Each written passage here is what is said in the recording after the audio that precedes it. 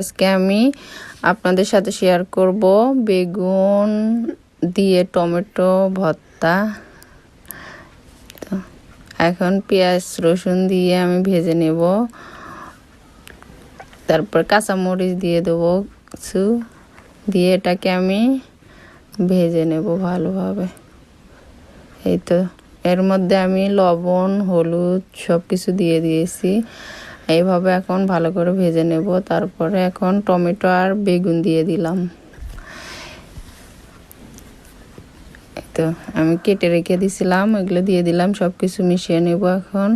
তারপর এভাবে ভাজতে ভাজতেই আমি ভর্তাটা বানাবো। আজকে আমি কোনো প্রকার ভর্তা বানাতে হাত লাগাবো না, এভাবে ভাজতে ভাজতে আমার ভর্তাটা হয়ে যাবে। এরকম করে আপনারা খেয়ে কত স্বাদের, একবার খেলে আর ছাড়তে চাবেন না।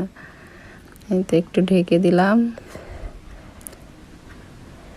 তো দেখেন অনেকটা সিদ্ধ হয়ে গেছে। এখন আমি নাড়াচাড়া করব, কারণ এটা নেড়ে চেড়ে ভর্তাটা বানাবো, ওই জন্য একটু বেশি নাড়াচাড়া করতে হবে।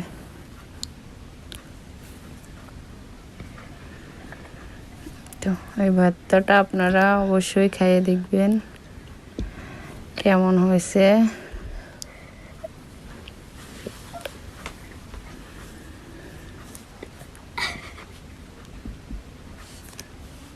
এই তো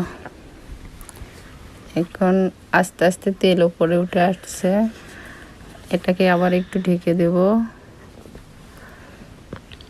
এই যে আমার ভর্তাটা প্রায় হওয়ার মধ্যেই।